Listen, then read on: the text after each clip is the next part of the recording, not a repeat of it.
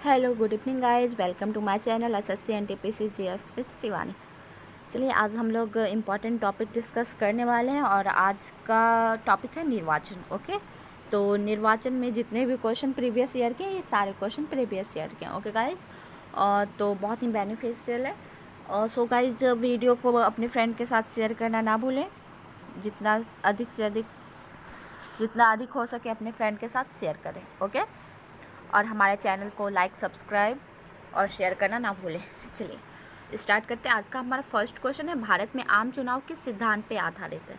तो आपको पता होगा कि भारत में आम चुनाव प्रादेशिक प्रतिनिधित्व पे आधारित है, यानी कि अनुच्छेद 325 के अनुसार संसद के प्रत्येक सदन तथा राज्य के विधानमंडल सदन के लिए निर्वाचन के लिए प्रत्येक प्रादेशिक का निर्वाचन क्षेत्र के लिए एक साधारण निर्वाचक नामावली होगी, जिसके सभी सदस्यों को निर्वाचन में अपना मत देने का अधिकार होगा। इस प्रकार भारत में आम चुनाव सार्वभौमिक व्यक्ति मताधिकार के आधार पर प्रादेशिक प्रतिनिधित्व प्रणाली पर आधारित होते हैं। ओके, आई होप आपके समझ में आ गई होगी अनुच्छेद 325 के अनुसार।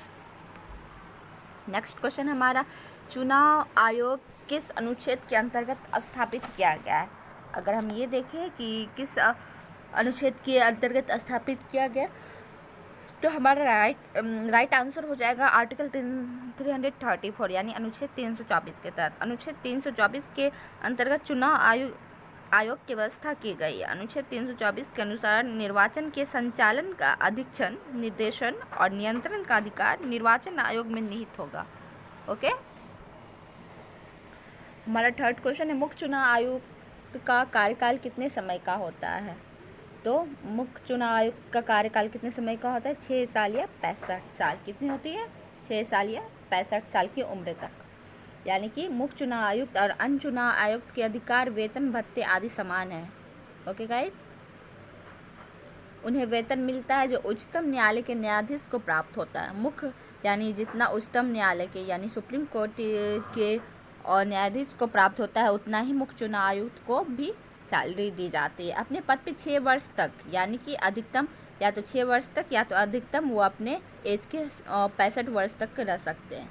यानी जब उनका 65 वर्ष हो जाएगा तब वो रिटायर हो जाएंगे, तथा उन्हें उसी रीति से हटाया जा सकता है जो उच्चतम न्यायालय के न्यायाधीशों के लिए वर्णित है। ओके, उच्चतम न्यायालय के लिए क्या है? अनुच्छेद 324 का 5 के तहत हटाया, ये उच्चतम न्यायालय के न्यायाधीश के बारे में।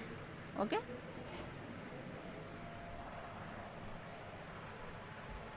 हमारा नेक्स्ट क्वेश्चन है, भारत की संसद द्वारा दल बदल विरोधी कानून किस वर्ष में पारित किया गया था? तो ये क्वेश्चन बहुत सारे एग्जाम में आते हैं। तो कब किया गया था? 1985 में। कब किया गया था? 1985 में। वर्ष 1985 के 52वें संवैधानिक संशोधन द्वारा राजनीतिक दल बदल पर प्रतिबंध लगाया गया। इस संशोधन के तहत संविधान में 10वीं अनुसूची जोड़ के दल बदल के आधार पर निरंतरता संबंधी उपबंध किया गया। आपको पता है टोटल कितने अनुसूची हैं? 12। ओके, 10वें में क्या है? दल बदल, 11 में क्या है? पंचायत, और 12 में क्या है? नगर निगम। ओके, नेक्स्ट क्वेश्चन है हमारा, संविधान के किस संशोधन द्वारा मतदान की आयु 21 वर्ष से घटाकर 18 वर्ष की गई? तो आपको पता होगा मतदान की आयु 21 वर्ष से घटा के 18 वर्ष कब की गई? 61वें संशोधन में। 61वां संशोधन कब हुआ था? 1988 में। कब हुआ था? 1988 में। तो हम लोग चलते हैं, भारत में मताधिकार की आयु 21 वर्ष थी, परंतु 61वें संविधान संशोधन यानी कि 1988 द्वारा अनुच्छेद 326 में संशोधन कर 28 मार्च 1989 से लागू कर दिया गया। इसे 21 से घटा के 18। कब संशोधन हुआ था? 1988 में, लेकिन इसे लागू कब से किया गया? 28 मार्च 1989 से। ओके गाइस, तो चलते हैं हम लोग नेक्स्ट क्वेश्चन की ओर। लोकसभा अथवा विधानसभा के किसी चुनाव प्रत्याशी की जमानत राशि कब जब्त कर ली जाती है? तो आपको पता होगा, लोकसभा हो या विधानसभा, तो जमानत राशि कब जब्त कर ली जाती है? जब कैंडिडेट को कुल मतदान के 1/6 मत भी प्राप्त नहीं होता है तो। ओके गाइस, क्योंकि अगर लोकसभा या विधानसभा के किसी आम चुनावों में किसी राज्य में उस राजनीतिक दल को कम से कम 6% मत प्राप्त हो तथा इसके अतिरिक्त दल ने एक लोकसभा सीट या 2 विधानसभा सीटों पर चुनाव जीता हो, ऐसा क्या बोले हम, उनकी पहले से कंडीशन होती है। तो ये कंडीशन होती है, क्योंकि अगर 6% भी वोट नहीं ला सकते तो आपकी क्या पहचान है, आपको कोई भी जनता उस लायक नहीं समझती। इसी वजह से फिर उनकी राशि जो होती है, जमानत राशि, वो जब्त कर ली जाती है।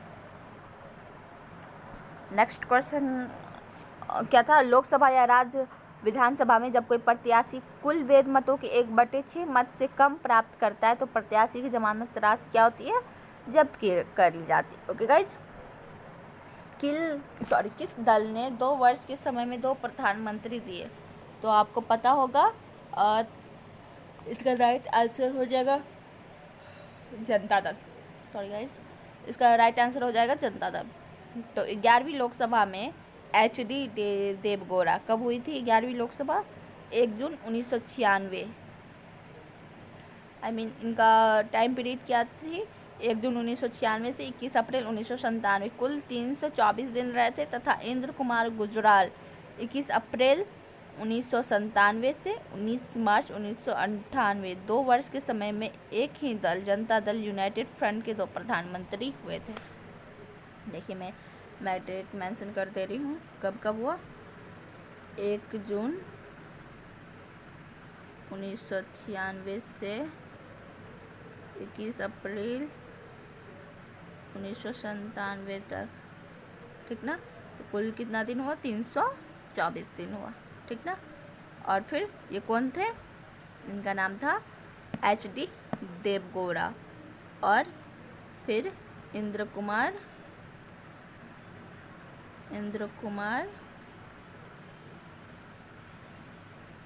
गुजराल।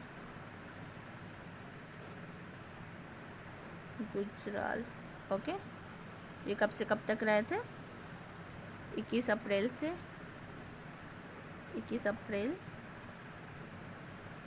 1997 से 19 मार्च 1998। गाइज, थोड़ा हैंड राइटिंग इस पर क्लियर नहीं हो पाती है, क्योंकि ये तो पेन से नहीं लिखी जाती है, मोबाइल पे लिखना होता है फिंगर की हेल्प से। तो गाइज, थोड़ा हैंड राइटिंग में प्रॉब्लम हो सकती है। तो आई होप आपको ये क्वेश्चन समझ में आ गई हो कि 2 प्रधानमंत्री हुए थे, कौन कौन? HD देवगौड़ा और इंद्र कुमार गुजराल। तो भारत के पहले चुनाव आयुक्त थे। ये क्वेश्चन बहुत बार पूछी गई, रिपीटेड क्वेश्चन है, ठीक ना। क्वेश्चन को हर बार अलग अलग तरीके से पूछा गया। भारत के प्रथम चुनाव आयुक्त थे कौन? डॉक्टर सुकुमार सेन। आपको पता है इससे पहले पूछा गया भारत के प्रथम मुख्य निर्वाचन आयुक्त कौन थे? तो सुकुमार सेन। ऐसे क्वेश्चन को हर बार घुमा के पूछा गया। तो भारत के प्रथम मुख्य निर्वाचन आयुक्त सुकुमार सेन थे। इनका कार्यकाल 21 मार्च 1950 से 19 दिसंबर 1958 तक रहा। टोटल 8 साल ये रहे, approx 8.5। Okay,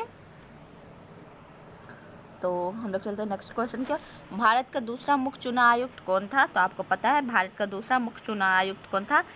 KVK Sundaram Bharat के दूसरे मुख्य चुनाव आयुक्त थे और इनका कार्यकाल 1958 से 1967 तक रहा था। ओके, भारतीय संविधान के कौन से भाग में चुनाव के बारे में दिया हुआ है? तो भाग 15 में। भारत के मुख्य चुनाव आयुक्त को कौन नियुक्त करता है? तो भारत का राष्ट्रपति। मताधिकार से क्या अभिप्राय है? तो मताधिकार से क्या अभिप्राय है? तो वोट देने का अधिकार। 2019 में चुनावी लोकसभा हुई है, कितने नंबर की? तो 17वीं लोकसभा हुई है। ओके गाइस, आपको पता है 2019 में जो लोकसभा चुनाव हुई है कितनी नंबर की थी? तो 17वीं थी। आई होप गाइज आप लोग को आज की वीडियो अच्छी लगी हो। सो गाइज, हमारे वीडियो को अपने फ्रेंड के साथ शेयर करना ना भूलें और जितना हो सके अपने फ्रेंड सर्कल जो भी हैं आप पढ़ने वाले स्टूडेंट, उनके साथ ज़्यादा से ज़्यादा शेयर करें। Okay guys, bye bye, good night.